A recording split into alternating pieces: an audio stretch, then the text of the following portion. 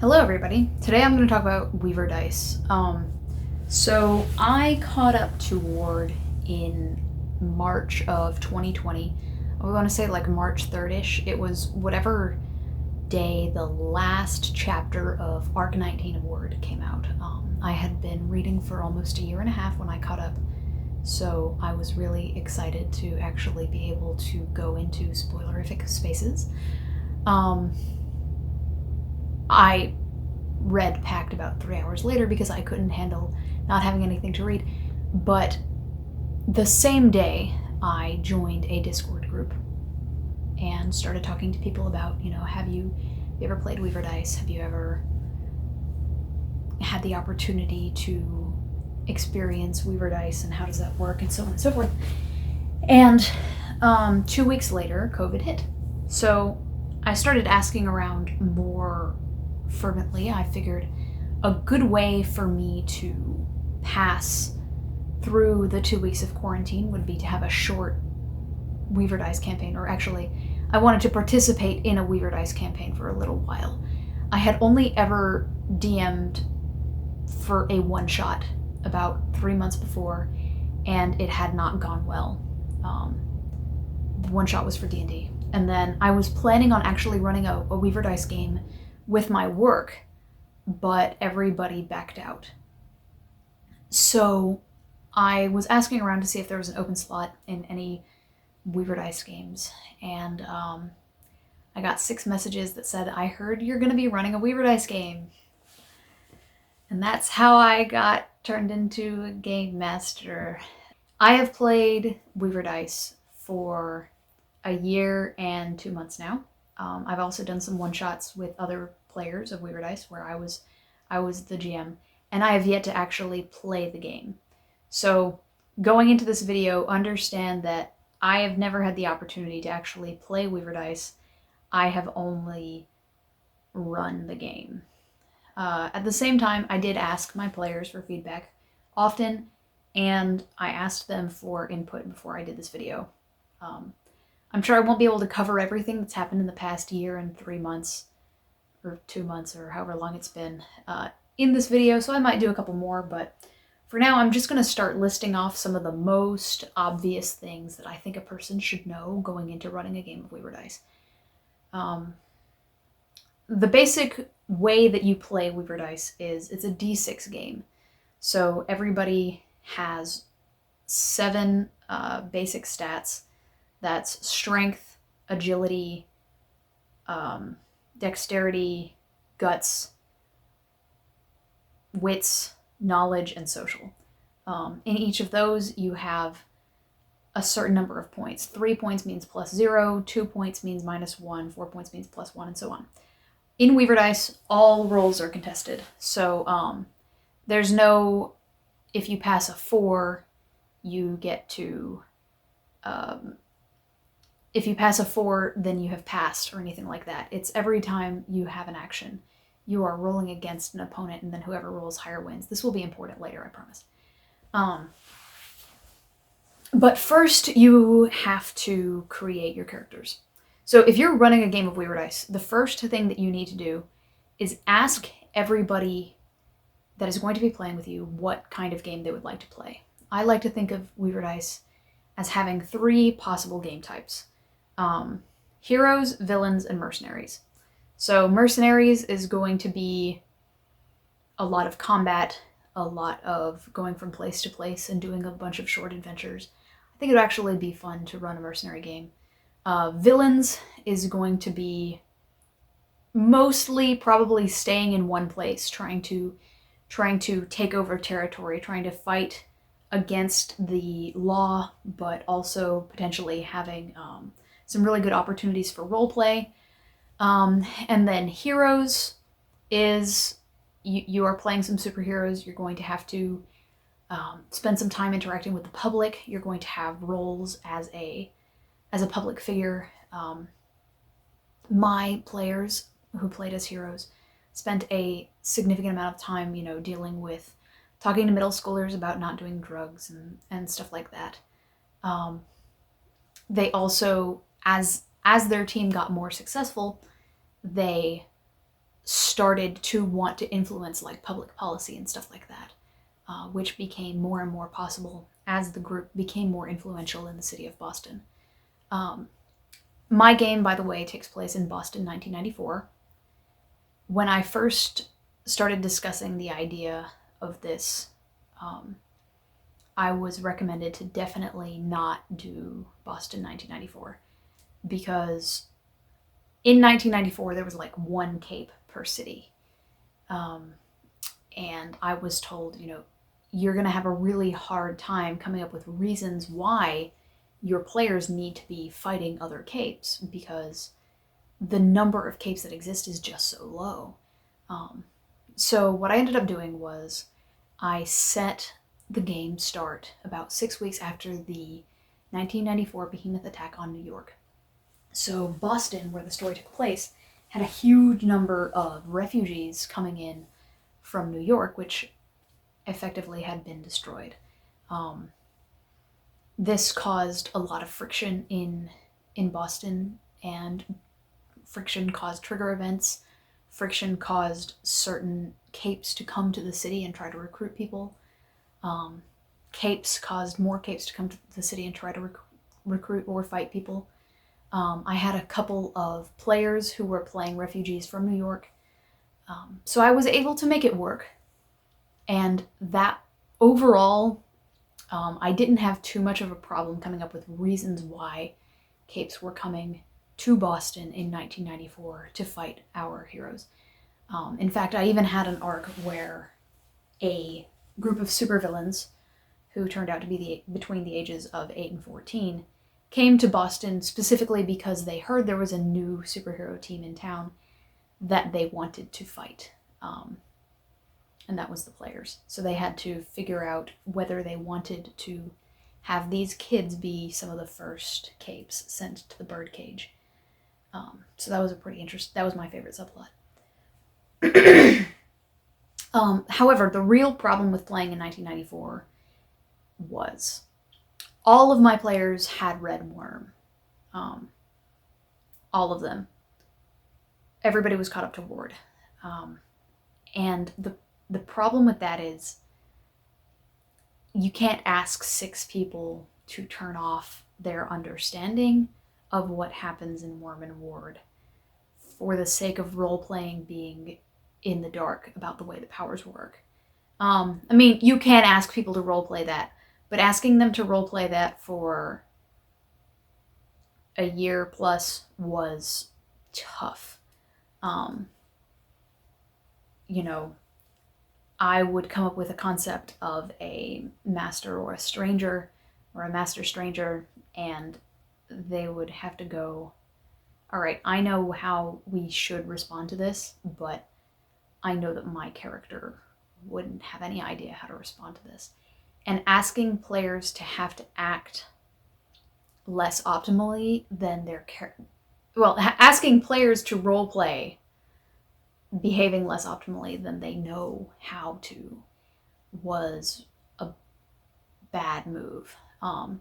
If I ever run another Weaverdice campaign, I would definitely probably try to set it on Earth Gimel post-Ward, where there are plenty of capes, there's plenty of weird powers, and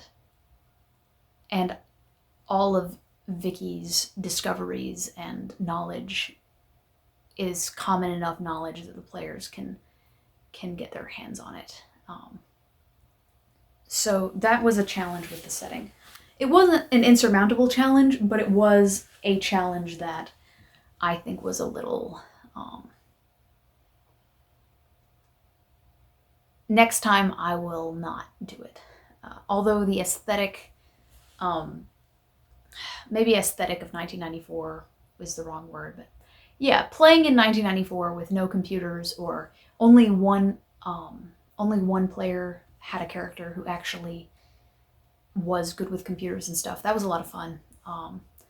And then the group of 4 child supervillains, they communicated through online message boards and stuff. So that was a really fun element that wouldn't really work the same way in a modern game. But yeah, that was pretty tough. So I want to talk about character creation. So you've decided where you want your campaign to be set. Everybody has told you what kind of game they want to play. But then you are faced with Weaverdice's rules as written guide for how to create characters. I would, if I were you, a DM running a Weaverdice game, take those rules about how to create Weaverdice characters and just don't use them. Just don't. So the way the Weaverdice rules describe character creation is this. Each of your players will write a trigger event.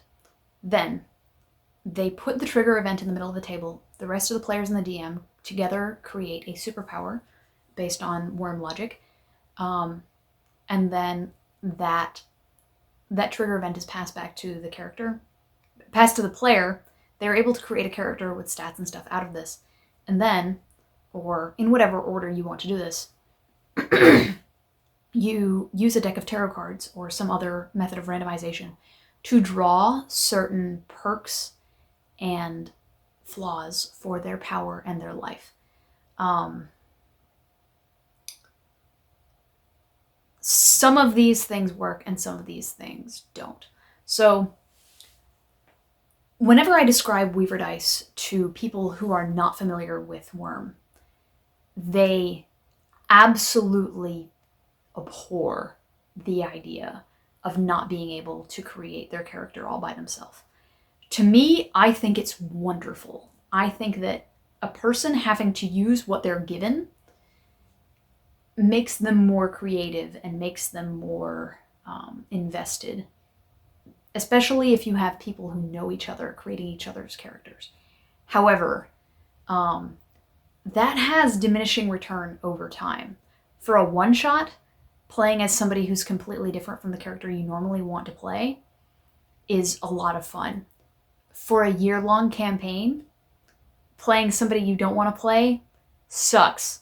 So the way that I ended up doing character creation was I gave everybody 6 elements that they were allowed to choose and control 2 of. So they could choose or write their own background, trigger, designation, element, benefit, and flaw.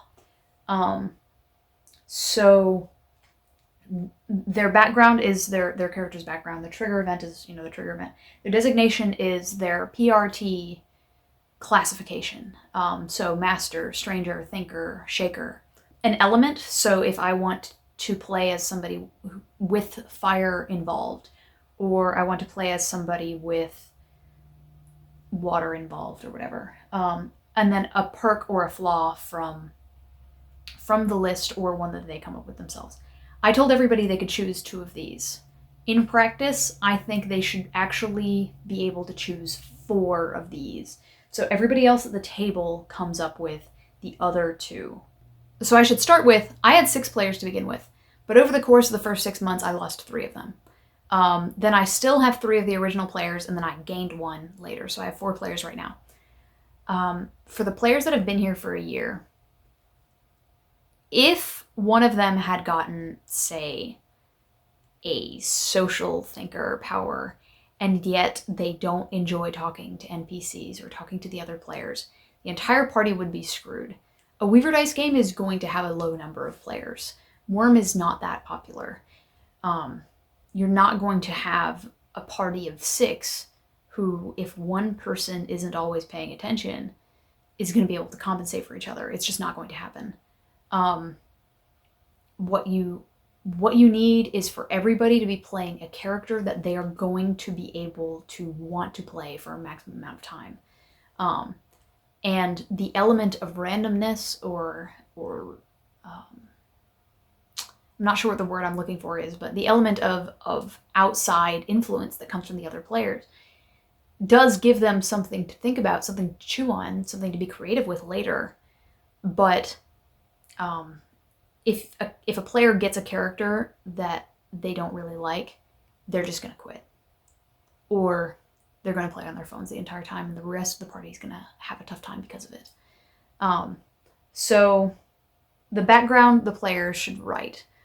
The trigger, I had a couple people that didn't write a trigger. They said, I want to play a blaster with air, or somebody said they wanted to use portals. You can do whatever you want with me. And then they came up with a trigger from the power that we gave them. And that's okay with me because all of my players had actually grid worm. So I didn't feel like anybody was going to try to create a broken character. They were all here because they wanted to experience worm. Yeah, element, you know, if somebody really wants to play a lightning themed character, do it. Do it. And then benefits and flaws. So under no circumstances should perks and flaws be assigned randomly. That's rules as written. Do not do it. So I had one player who, her character's dad was a rising star cape in New York who tried to kill her, and that was her trigger event. And so she had grown up in an environment around capes, and she had some cape background and so on and so forth, but she had a master designation because her trigger came from her feeling of betrayal from her father, all that kind of stuff. And yet when she rolled her perk, she got something completely unrelated. I don't even remember what it was. But then a different person rolled for a perk, and they came across the perk. You have connections to capes. You have pre-existing knowledge of capes, which gives you advantage in certain situations because you know how to behave. And we were like, well, of course, that means that this perk should go to this character instead of the other one that she rolled, which made no sense, and we were having a really tough time making the perk work for the character. The perks are really good, really interesting, but they're also really specific. The players need to go through the list of perks and pick what they want. Same goes for flaws. On top of those things, I told everyone that I needed a job or passion, a secondary character trait independent of any of those things, and a desire that was independent of their power. I did allow them to trade a major flaw for an extra perk if they wanted to, as in take an additional major flaw if they wanted an extra perk. The next thing I did was ask everybody if they had anything they wanted to avoid over the course of the game. Everybody asked me if we could avoid sexual trauma and stuff like that. And I just want to say something. If this is your first, if you're watching this to prepare for your first tabletop game, except in very, very specific circumstances, it is always best when you are playing a tabletop game to just not have any sex in the game. If you think the game could be improved with sexual content, don't do it. If you know for a fact that everybody at the table actively wants there to be sexual content and has explicitly asked for you to put it in there, maybe you should consider it. But personally, I have never witnessed even the mention of sex improving a game other than, we're all adults here, let's make sex jokes, ha ha ha. Literally just don't do it. There has never been a situation in a tabletop game that I have even heard of that was improved by adding sexual content to the game. Please don't do it. So, I want to forewarn you about a problem with Weaverdice as a tabletop game. And it's not really Weaverdice's fault. There's actually nothing Weaverdice can do to help you with this. And that is that there are a ton of resources for D&D. There are probably hundreds of hours of content about D&D, puzzle writing and villain writing and, how to use different creatures and when best to use dungeons and all that stuff. And none of it applies to Weaverdice. Weaverdice takes place in the modern day. It involves completely different character types than you find in D&D. The way that characters progress is entirely different. You absolutely can't use, I would say, 99% of tabletop resources that are available. I would try to find puzzles to give to my players, and I would go through like at least 10 websites of tabletop puzzles and find absolutely nothing that I could actually use for a game of Weaverdice, because it was all something like your players go into a room and they need to figure out how to open a door, and it turns out that the door is a mimic and they need to bribe it with some magical item. Those things all don't exist in Weaverdice. So you are kind of on your own. And so a good place to look would theoretically be other pieces of media that exist in kind of the same world, other pieces of superhero media, other pieces of sci-fi. But it has to be modern day sci-fi. The problem with that is, if you're running a game for a bunch of people that have read Worm, almost certainly they have also seen the other superhero media and modern day sci-fi media that you are trying to reference. For example, all of my players were 100% caught up on My Hero Academia. If I tried to use a power that I didn't even realize was subconsciously influenced by somebody in My Hero Academia, the topic of conversation in the whole group immediately went to, hey, this reminds me of that one villain in My Hero Academia. They defeated him by doing this, and then all of a sudden as a DM, I was screwed. So it's really difficult to find resources that can help you. It's really difficult to find inspiration other than your own imagination. I feel like it takes a lot more work to come up with enough material, because you can't really steal it from other places. Eventually, I did find a couple of pieces of media that nobody in my group had even heard of, that I was able to at least draw inspiration from. I didn't outright steal anything, but I was able to start pulling in elements of things that I had read from there if I didn't know what to do.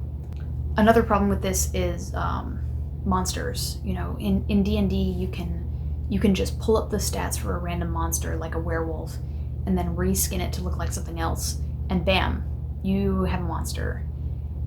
In Weaverdice, you have to have a trigger event and backstory and motivation for every villain that you come across.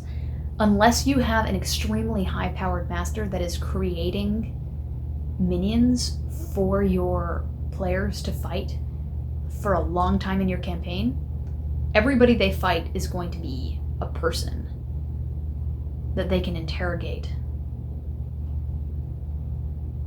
This kind of sucks. There's no goblins. There's no wolves.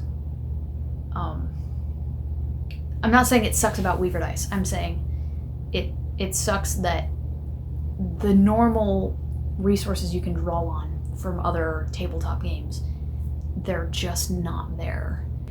Then there's politics. So I had a bunch of players who cared more about politics than I do.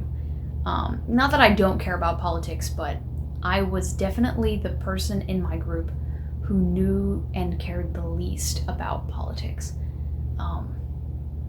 And on top of that, I really wanted my fun Saturday tabletop game to be a reprieve from global issues and all that stuff. And shortly into our Weaverdice game, George Floyd was killed. Which sparked a lot of conversation about the police. So I came up with an idea for how to... So what happened pretty quickly was all of our time in Weaverdice started being devoted to talking about the morality of working with the police at all.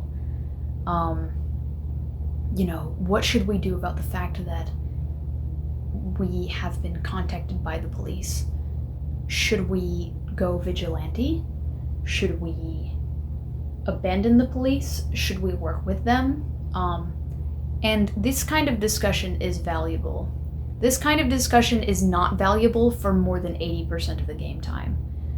I ultimately decided that I wanted my players to not need to interact with the police at all. I gave them MIT. I told them that the Massachusetts Institute of Technology wanted to have their very own superhero team.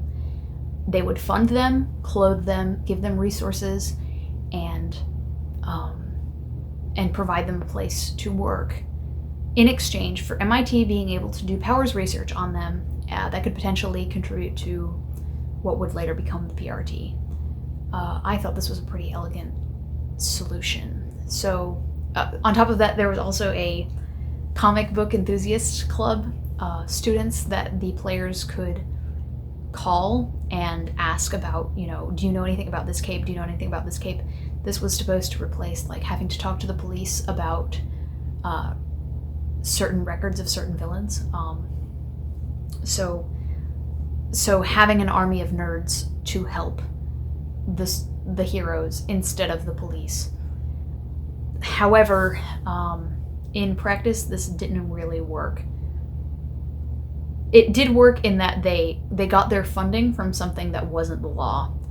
They got their information from something that wasn't the law, even though I had to remind them all the time that the nerds existed and that they could talk to the nerds. They would still go to the police precinct and ask them for information about local villains. They still ended up calling the police if they needed backup, because they were the only 3 good aligned capes in the city. So if they felt like they were in over their heads, they would call the police and ask for backup. This sparked more arguments within the group.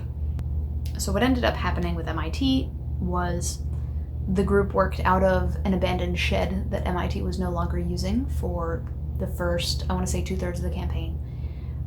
They ended up selling out to the Protectorate to give up the team's team name and branding and stuff, and basically become a bunch of shills in exchange for a skyscraper and basically becoming the Avengers.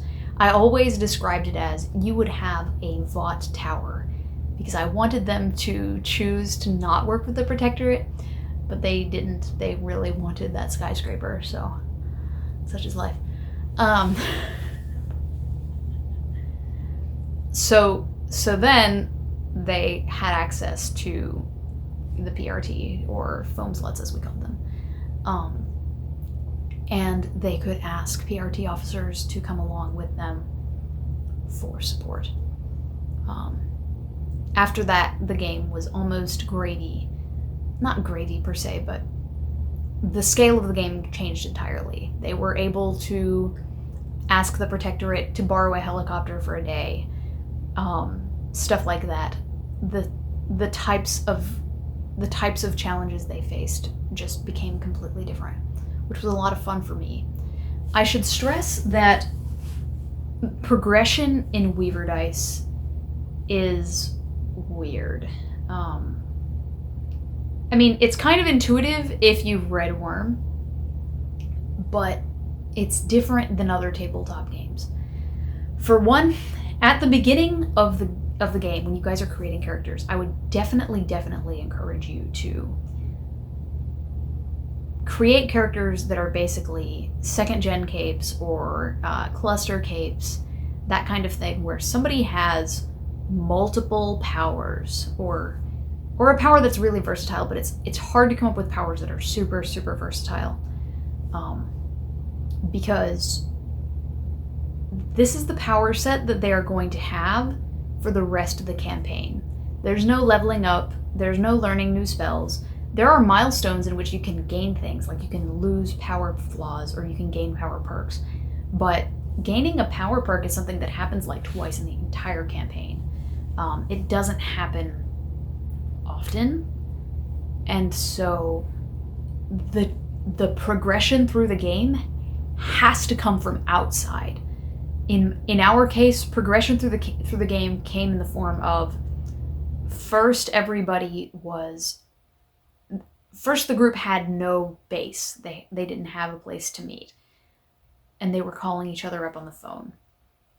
Then the group was able to work out of a shed at MIT. Then they started to gain more of a foothold within the community. They knew teachers at certain schools. They gained a wards team, which was actually the group of supervillains that I really planned on having them have to make some terrible decisions about, but that they ended up rolling super well several times in a row and doing a really good job role-playing. So they were able to recruit all of the supervillains to become their wards. And then after that, they had a week.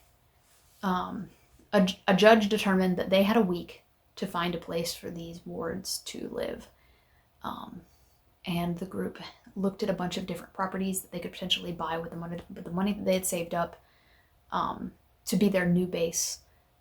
And an old abandoned Red Cross building that needed some roof repair, a house on the outskirts of town, a fairground that had some portables on it that they could eventually build some more serious buildings onto, or they could sell themselves out to the PRT. And they chose to sell themselves out to the PRT. I'm not bitter. So the progression in the game comes from the superheroes themselves gaining more trust from the community and their influence over the world becoming more concrete. Stuff like that. Also progression through certain individual characters' plot lines. It can't really come from learning new spells. There's no such thing. On that note, though, I do have a player. I did, because this part of the plot is over now, who, at the beginning of the game, she rolled the power perk of being able to second trigger. So the way that works in Weaverdice is if you die, or if you are about to die, your shard will save you one time, and you get a new set of powers. You get an expansion on your current power set, one that reflects the nature of your second trigger. So I set about to try to kill this character. And the thing about me is I am a shit roller. Now, what I'm about to tell you is going to sound statistically unlikely. There is this soft lock that you can get in Pokemon Yellow, I believe, where if you go in to the room with Lorelai's Dugong with only a Voltorb that only knows self-destruct, you can lock yourself into the room. But apparently there's a way that you can get out of this with like a 1 in 5 million chance of self-destruct failing like 255 times in a row or some crap. Yeah, I really should have looked that up before I talked about it. That Those odds are the odds that we're talking about when we're talking about how bad I roll. I want to say in the past year plus that I've been running this game, I have rolled above a 2 out of 6 less than 20 times total. That is with rolling, I would say, a minimum of 6 times per session. The number 2 decided it was my best friend at the beginning of this campaign. The most injured any player character has ever gotten was a single moderate wound. One time I was able to hit somebody with lightning without having them roll for it, and I got away with it because they didn't notice. And other than that, everybody has been completely safe. I set out to kill the player character who had the second trigger perk from session 1. I was like, I'm going to kill her as soon as possible so that she can get this new power set and I can make new puzzles with that. And I don't know how long it's going to take to kill her. A year into the campaign, going back a little bit, I decided I was going to kill her by having assassins come after her. At one point, she held a press conference, and I had suicide bombers.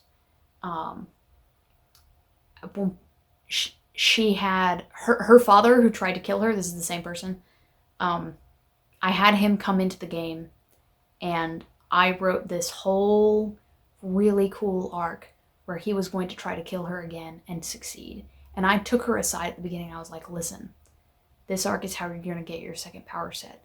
Don't try not to die. And she was like, all right, I'm really excited. I will not try to not die. I had several different characters shooting at her at all times. Every single one of them missed. Every single time. And I know what you're thinking. Jade, why didn't you just fudge the dice rolls? Well, we were playing over Discord. So we were using a bot, and everybody was rolling at the same time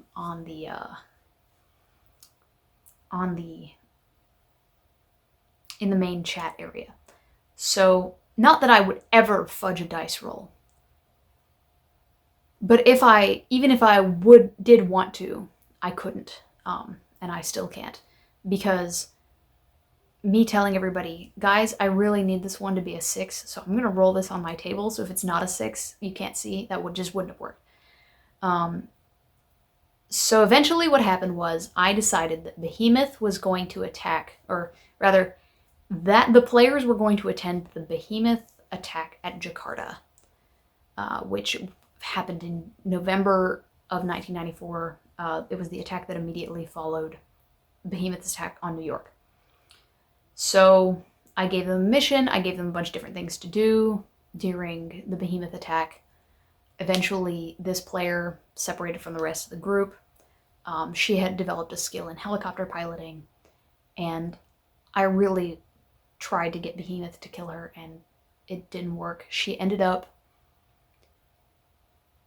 flying as high into the air as she could with the helicopter and then nosediving into Behemoth in order to try to deal damage to him, thus committing suicide. And that is how we were able to activate her second trigger. This was exactly 1 year into the campaign. I think it actually happened on the 1 year anniversary of the start of the campaign. While fun and an epic moment, it was unreasonably difficult. So what is my advice when it comes to fighting players? There is a limit in Weaverdice that says you don't want anybody to have more than a +3. I would go ahead and ignore that limit. If you have a cape, they can have more than a +3. And here's why. Is Victoria Dallin more than 3 times stronger than your average person? Yes, she can lift like several cars at the same time. Is that, if your average bodybuilder is a +2, you know, if not even your average bodybuilder, if The guy that plays the mountain is a +2 or a +3 in Weaverdice. Is Victoria Dallin also a +3? No, she's like a +5. Give your capes really high stats. Don't follow the rules like I did. Next. This was just a difficulty that I had, and I don't really know how to get over this. I'm just going to tell you guys about it. So the dad that tried to kill the player, I wanted to create this really slimy, manipulative character. And when I was preparing for the sessions with him in it, I had plenty of time to develop a bunch of different ideas of how he could manipulate the people around him to his own benefit and against the benefit of the players. I wanted to have somebody who was more cunning than the players in a way that they weren't used to. The problem with that is that I'm not more cunning than my players in ways that they aren't used to. So even though I had prepared a lot of scenarios, ultimately, by the end of the session, we always got to the point where I was having to come up with things on the fly. And I just am not manipulative enough to play the Magnificent Bastard. Maybe I could if I was a player character and I had all the time I needed to spend thinking about the next thing I was going to say, or thinking about my goals and how I could best get them, which is sort of the character that I play in D&D right now. I'm an illusionist, and that's kind of the character that I'm playing. But when I was doing this, and I had this guy and his 2 sidekicks, and then these 3 other mercenaries that were also in the fight, I just couldn't do it. And I ended up kind of quietly writing him out of the plot. He got beaten the crap out of by a couple of my players. He went into a coma. And then after that, he went to go live on a farm. Partially so I didn't have to roleplay him anymore. Yeah, that was tough and kind of embarrassing.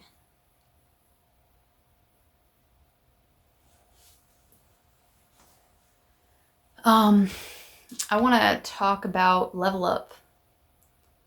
Level up in Weaverdice is interesting because you always only have a chance at getting the thing that you want.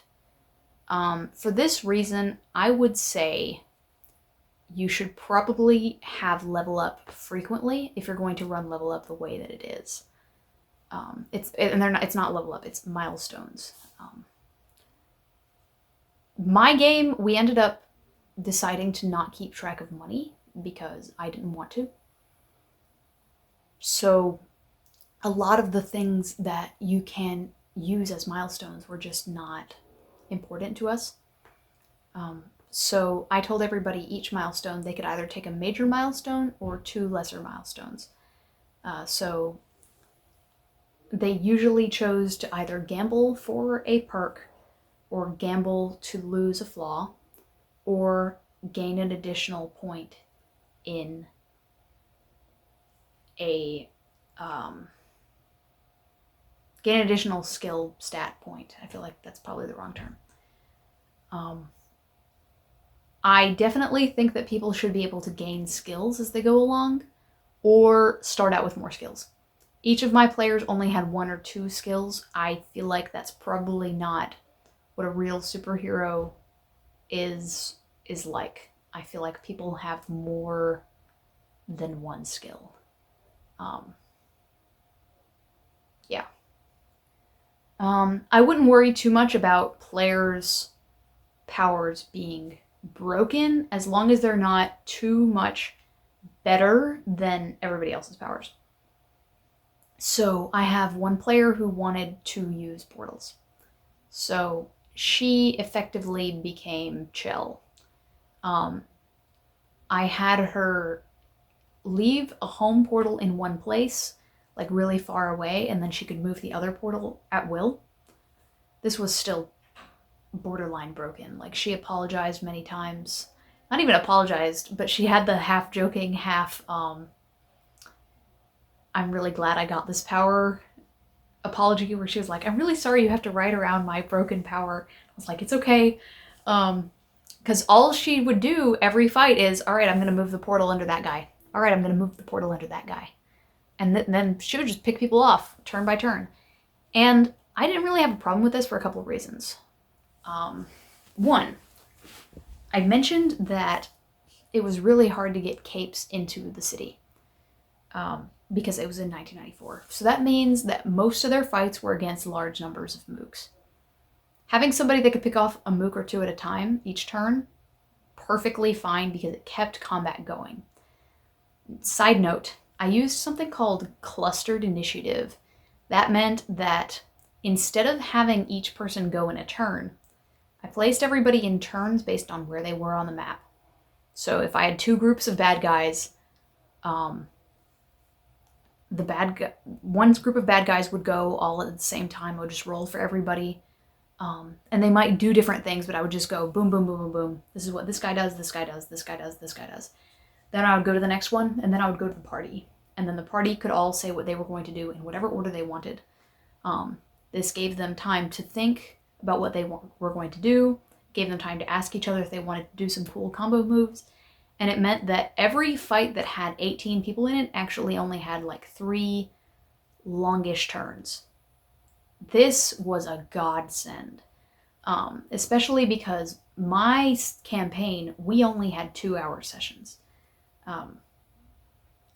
We ended up deciding that 3-hour sessions probably would have been better, but I used to be in a D&D game with 7-hour sessions, and let me tell you, no one is actually having fun during 7-hour D&D sessions.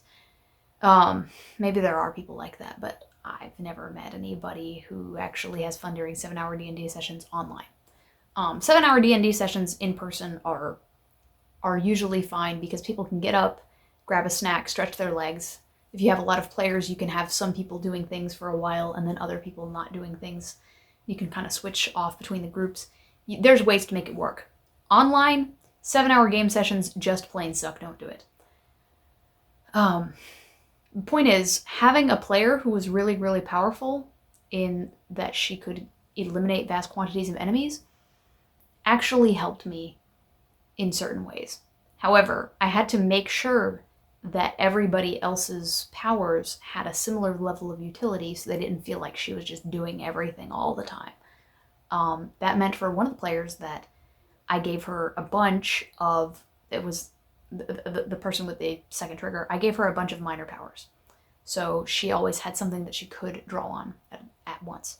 That none of which were as individually useful as the portal power. Her power set basically added up to the same level of utility as the portal power.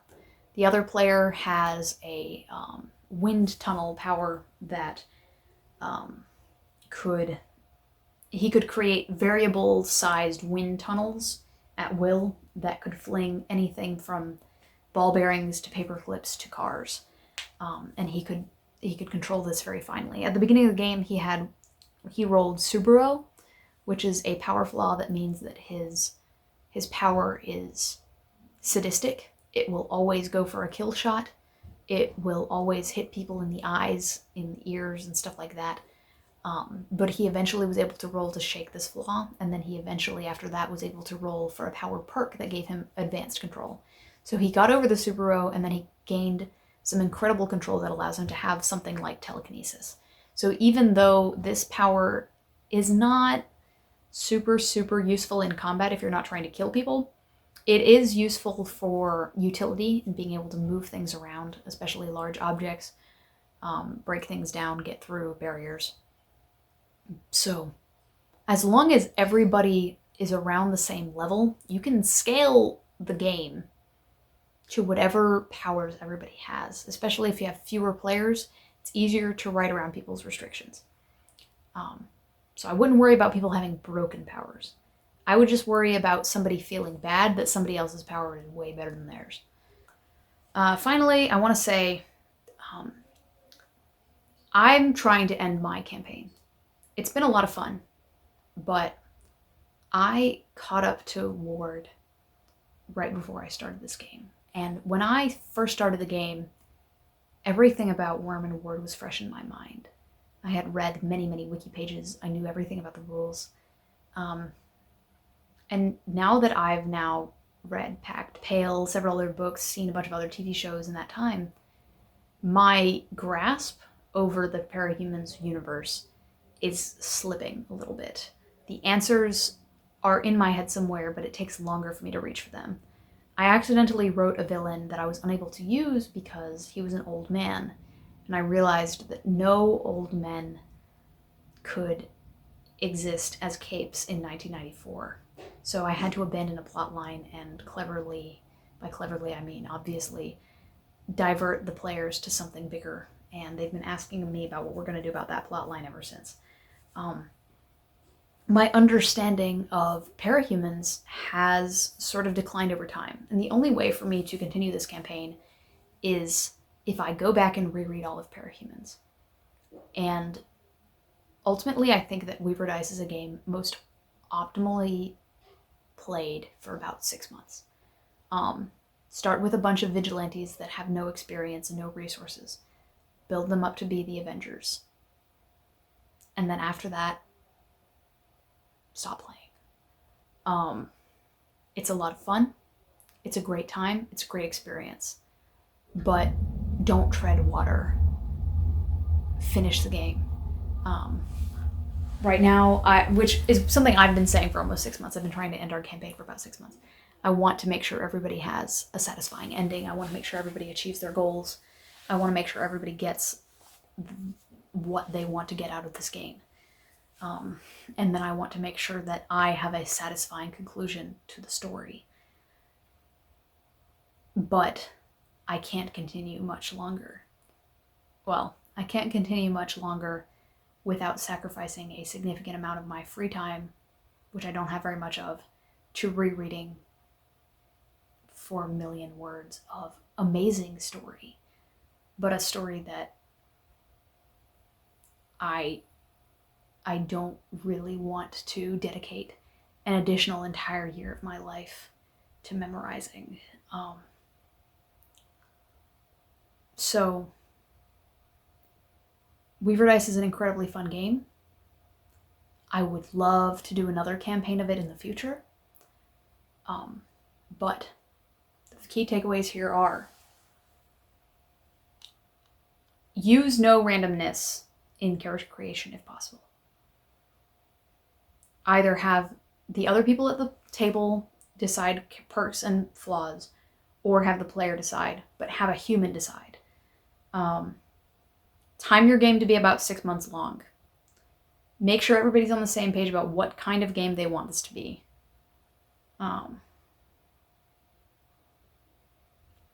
Figure out which villains you are capable of writing well and playing well, and use them for longer. I had probably an arc every 4 sessions. I wish I had probably done an arc every 6 to 8 sessions instead. Fleshed out each antagonist more, given them a better backstory, given them more interaction with the protagonists, so that I could develop each of these people deeper instead of having a lot of villains for them to fight. Make the beginning of the game hard for them to make any progress. Try to focus on the different aspects of superheroing, especially ones that people don't typically think of. Both, having influence outside of having influence over people and having influence over the public opinion, and how public opinion changes in the face of the things that they do. Another point, I did have several queer characters. I told everybody from day one this was going to be a game with racism and bigotry just turned off in the game. It is not my idea of a fun Saturday afternoon to role play being a Nazi or being a transphobe. I told everybody that I just wasn't going to roleplay that. I'm willing to roleplay a megalomaniacal tinker, but I sure as hell am not going to roleplay Kaiser. So I would definitely recommend doing that in your own campaign, unless people really, really want it. But even then, like I had a couple players who said, I'm gonna do this because I don't want people to know I'm gay or whatever. And I'm like, you can roleplay that, but I'm not going to roleplay the homophobic cashier at the grocery store. I just don't want to play a game like that. And as the DM, understand that it's important for you to have fun too. Everybody else is subject to whatever plots I want to play. And if they don't want to play it, they don't have to show up. So yeah, I'll probably do another one of these at some point when I think of more things. If you have any questions about Weaverdice, toss them in the comments and I'll answer them. Good luck.